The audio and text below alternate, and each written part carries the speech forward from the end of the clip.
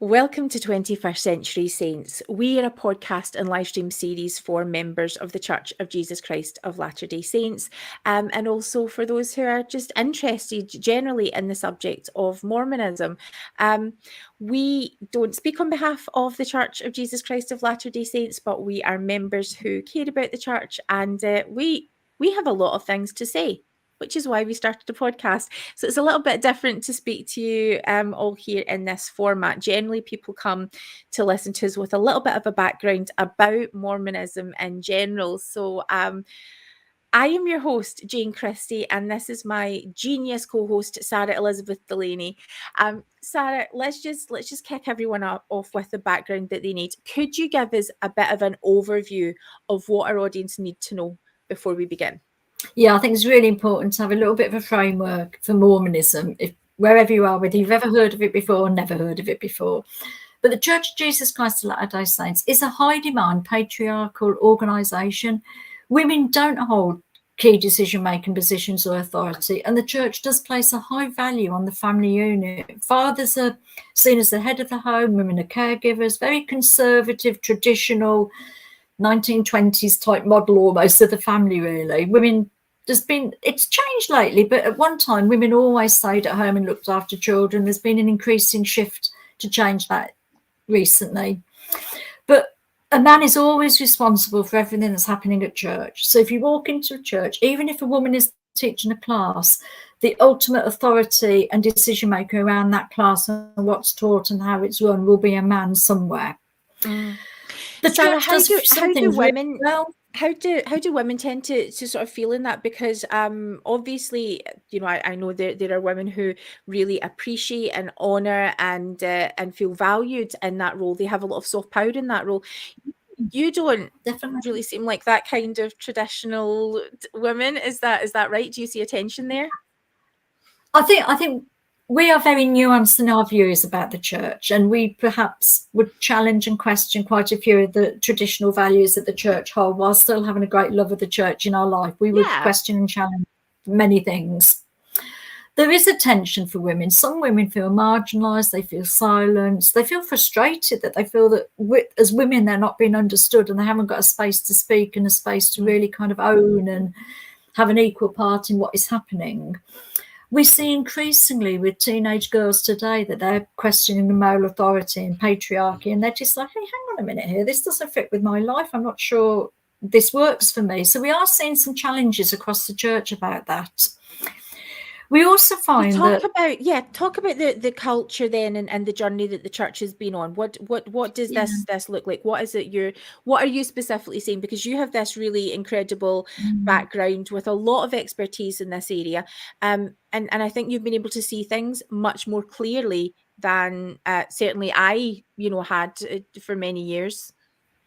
Well, I think some of the things within the church that influence the safeguarding agenda very significantly are the culture of the church around things like worthiness, where people are expected to have faith and respect and deference to leaders. They're expected to follow advice and guidance that leaders give them.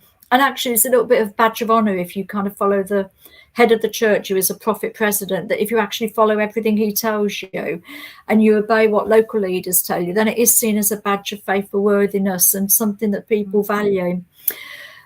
And some of these cultural things become problematic in safeguarding. For example, we teach our children and youth to have faith and confidence in their leaders. They're taught that leaders are called by God, that the leaders are directly asked by God to have this particular person teach this class or run that youth activity. So we teach our children that they should respect these leaders because they're called of God. Can I put a fine point on that, Sarah? So when leaders we're talking about, so at a local level, we're talking about a bishop who would be the equivalent of a minister or a priest.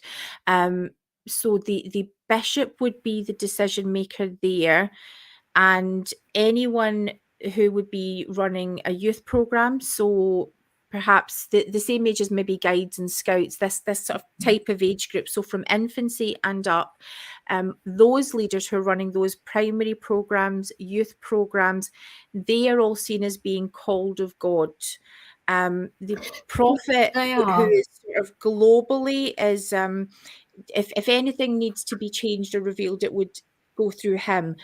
But certainly the decision makers over someone who has ecclesiastical authority over them would always be a man. Absolutely. And there's issues around that, because what we find on the safeguard is when we talk to people about safeguarding and we say, oh, you know, things that need to change, there's some things that are okay, but there's things that need to be improved and we can see gaps in it. Very often people say to us, well, if anything in this church needs to change, the prophet will know, and the prophet will change it, and he'll tell us what we need to do. And until he tells us we need to change something, everything is okay. Yeah. We also know that there's a real problem if we think about what we just said about people being called of God, and we teach our children to respect them because they're called of God. That in itself, that teaching can become a significant barrier and confusion for a child around abuse. And just a really good example, you've got a child in a primary class, which is for sort of 3 to 11-year-olds, and a child is abused by a teacher. That child is going to be thinking, well, hang on a minute.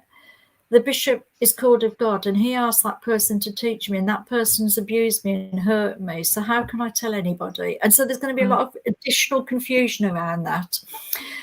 There's also a cultural teaching that we shouldn't criticise our leaders. Now, that's actually, it can create a great community when we're not criticising one another and we're kind of loving and respecting one another.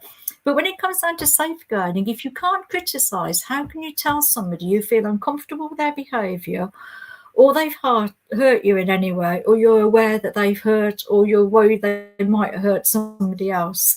Because to speak about somebody in that way, you actually have to criticise them. And that can be really problematic and really difficult. Absolutely. And so what we do see in the church in general is negativity or criticism, or even just a sort of different viewpoint could potentially be seen as you know, these are negative feelings. It leads to which would ultimately be coming from Satan. Bad feelings come from Satan, good feelings come from God. And you know, so to have any conflict leads to silence. So not only do we have, you know, I'm sure our audience is more than aware of the difficulties that people have in coming forward with reports of abuse in the first place, but add to that this sort of code of silence where we cannot talk about it. And what we often find out, you know, certainly from people who've contacted us from examples in the media, is that everyone knows. I mean, in just about every ward, every stake, you know, every sort of area that we're hearing from, everyone, or certainly people at leadership level, are very aware of what some of the problems are, but we don't talk about it. There is this ungodly silence around the subject. Jane, can we mention a bit about shame? I think that's really important to understand. Please do. Yes. Within the teachings of the church, a high value is placed on chastity. And chastity refers to absolutely no sexual behaviour between anyone outside of marriage. And it also refers to absolutely no gay sexual activity. And there's a strong pressure for people, even teachings around masturbation is not okay, and wearing clothing that is considered immodest is not okay. So there's a strong teaching around sexual behaviour in the church and what is okay and what isn't okay, with sexual sin being seen in seriousness as next to murder. So breaking any of those teachings or rules around sexual behaviour comes with a lot of shame and a lot of guilt for people. So if anybody wants to go and talk to a bishop about a sexual experience that has happened that might be unwanted, it might have been abusive, it might have been confusing, it might be harmful, then that's a really difficult thing to do when sex in some ways is tied up with shame. It becomes really problematic. The church has been on a massive journey around safeguarding, because we did find sort of 30 odd years ago where there was a lot of victim blaming, and there was a lot of, well, actually victims probably, you know, are you responsible in any way whatsoever? So there was a lot of victim blaming in teachings 30 years ago. Now we are hearing very clear statements from the present providence of the church to state very clearly, that sexual sin is not okay. It is not okay to sexually abuse anybody. It's not okay to harm anybody physically, emotionally, or sexually. And then that can lead to sanctions from the church, such as withdrawal of membership. So there is a powerful message being given that it's not okay to cause harm or abuse. Yeah, However, there is. Yeah, Sarah, I would absolutely agree with that. And I think what we are seeing within our safeguarding campaign is that often that while those messages are very, very clear, the threat of what is used to be called excommunication is certainly there for people, when it's at a level of seriousness. It's not always, those shaming messages haven't always filtered through to bishops, and there's very rarely is there something that's reported to us where the bishop hasn't attached some level of question to the victim, about what they have done or what they have not done, or even messages around forgiveness. You mentioned, you said there's a few things that you think are okay when it comes to safeguarding that you see is okay. Could you maybe talk about just briefly what some of those things are? What is the church doing around safeguarding that is well, you're saying okay, but we'll say good. We say okay, but we say okay we're nuanced people we are. Yay. There's I think what we have got is some policies and procedures that speak clearly to abuse should be managed safely, and speak clearly to the church's intent to provide love, concern, support for victims, and to hold perpetrators of harm accountable for their actions. Those messages are taught loudly and clearly, and there's lots and lots of information on the church website about that. The church have one of the key policies the church have is they have a thing called the abuse helpline, which is run by a solicitor in the UK. And every bishop's leader within the church, if they become aware of a case of abuse, their first point of call, and there's some issues around that which we can discuss, but their first point of call is supposed to be to the abuse helpline to gain advice on what they should do. And they're meant to discuss with the abuse helpline, is this abuse? Should we report it? What do we do? Yeah. Do you mind if I just jump in with that one, just because that's something that's been on my mind a lot recently? I don't like the church helpline. I would rather see it, dissolved in favour of something much, much safer. I believe the first point of call is to be, call the authorities and the local safeguarding board. I don't feel that I think it's good that there is a helpline, but it's certainly not victim centred. I would say that. Also, we see that, Jane, in that victims are not allowed to contact the helpline. That's right. That's it's there. And the bishops are meant to follow and the bishops are meant to follow the advice of the helpline. And we've had many, many people come forward to us, including bishops and leaders in the church, come to us and say, this is what the helpline have told me, and I'm a bit worried about it. Let's move on though. So I like to highlight the systems of annotations where if a member, and I think this is fantastic, that in a global church, not only do we have the ability to, where there to be a good safeguarding policy or a new safeguarding policy that was to be implemented, it would happen instantaneously. We have members who are ready to go and implement that across the world, without question. The system of annotations works with that global system in that a membership record can have a note to say that this person should not be working with children. Wherever they go in the world, that record should follow them. Now, it's not perfect. We do still, because we seek for excellence, we still have concerns about that. But those are just a couple of examples of what we would see as really good practice. But Sarah, what are some of the things that we've had to focus on in our safeguarding campaign? And one of the things that I would like to sort of lead into that with is there, of course, is a sense that abuse, we're just simply focusing on children, whereas what we also have is adults, people with learning difficulties, people in vulnerable situations such as poverty, in a church where the procedures generally members are expected to be in good standing, to pay 10% of their earnings.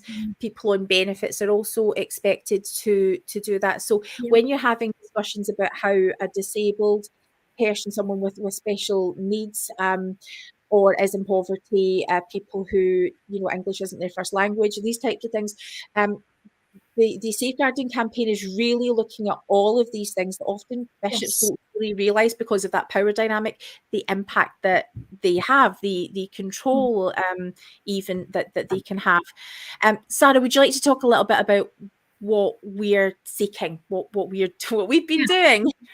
Well, we've both of us spoken to church leaders on many occasions over years and years and years about concerns around safeguarding. And we found that it was very difficult to have our voice heard. And generally we were hearing things back like, we've got it all in hand. It's all okay. You don't need to worry. And we thought, actually, we are worried. Oh, yes. And it's important to say, not just Sarah and her experience. There's been people, members of the church, faithful members all over the country for many, many years who've been asking for the same thing. Absolutely. Please continue. So we decided in August last year that we needed to take a much more serious step around saying to the church, this is absolutely not okay. We will stand shoulder to shoulder and we will help you improve safeguarding in this church. But ungodly silence is not okay any longer. And we are going to speak out, and this is what needs to happen. So we started talking about the importance of abuse being recognised, understood, and developing a culture where people would talk about abuse. Some of the key things we wanted to see were a DBS process brought in, so there was safer recruitment for everybody in the church. That currently doesn't happen, and it's a bit mind-blowing for most people that our church rejects the DBS system. But we would say there's a significant need to help them understand the importance of DBS checks and the whole safer recruitment process. We also spoke to the church about if they want to create a culture where people are going to feel able to speak out about abuse and talk about concerns they've got, then there needs to be something to give them the message that that's okay to do. So we asked them to start putting information up on the walls in the chapel, posters, leaflets, information to just tell people what to do if they're concerned about a child, and signposting children, youth, young people, women, anybody who needs it, to help organisations outside of the church, because we wanted to bring about an end to the insular way our church operates, in that they try to do everything inside, and we're like, no, we need to stop all that. We need to bring transparency and a spotlight onto the problems, because only then, when we're really clear what these problems are and we have people looking at it with an outside pair of eyes, we will be able to make really good steps forward in managing abuse. We also wanted to go for some better training, because at the moment the church operates a very brief 30-minute cartoon-based film for people to watch, that they watch on their own at home, and then it's reported that they've watched it, that just gives the very basic messages about safeguarding. And the key message it gives is there must always be two people present with you, youth or young people, children, at any one time. You should never be on your own with a child, always have two people present. And if you've got any worries about abuse, you must go and talk about them to your bishop. But that's about as far as it went. So we were saying, actually, that's inadequate to prepare bishops to manage abuse, and it's inadequate to prepare and help members recognise what abuse looks like and know how to respond to it. Yes. So, Sarah, I'm going to come back just for a final comment in a second, but just, I guess, from my point of view, what I would really highlight is that this campaign that we embarked on started because of one victim's voice, a victim who still to this day has not been able to share their story. Mormonism is so tightly knit across the world, but especially in the UK, that simply sharing your story becomes so divisive, where everyone has picked a side. And so we wanted to create a landscape where people could talk, where this ungodly silence would end. We have been recommending that the church work with external agencies such as the NSPCC 318 to really look at how partnerships can help us become, we have the potential to become a world leader in safeguarding in our church. The procedures, it's all there, and we're able to do this.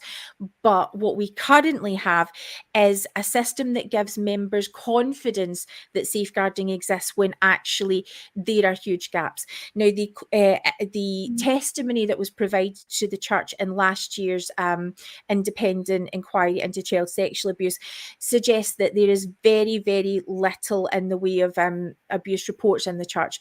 What we are finding is that is absolutely not the case, and not a day is going by where we don't hear about another incident both historic and most certainly, shockingly to us, current. So people are coming forward. We feel like the best thing about this, where we are in this space, is that everyone is working together now. Both people who have left the church, people who are in the church, are suddenly feeling that they can speak out about it. And whereas previously no one had the authority to do that, people are beginning to claim that for themselves. Sarah, do you want to close out with any final thoughts? No, I think it's really important that external agencies to the church become involved in this safeguarding work and actually become involved in raising to the church the importance of it. Absolutely. Thank you so much for your time. If you need any more information on the 21st Century Saints Safeguarding Campaign, or if we can ask any questions, be of any help to you, you can find out more about our work at 21stcenturysaints.org. We thank you for the work that you do in this space, and we bless your journeys. Thank you.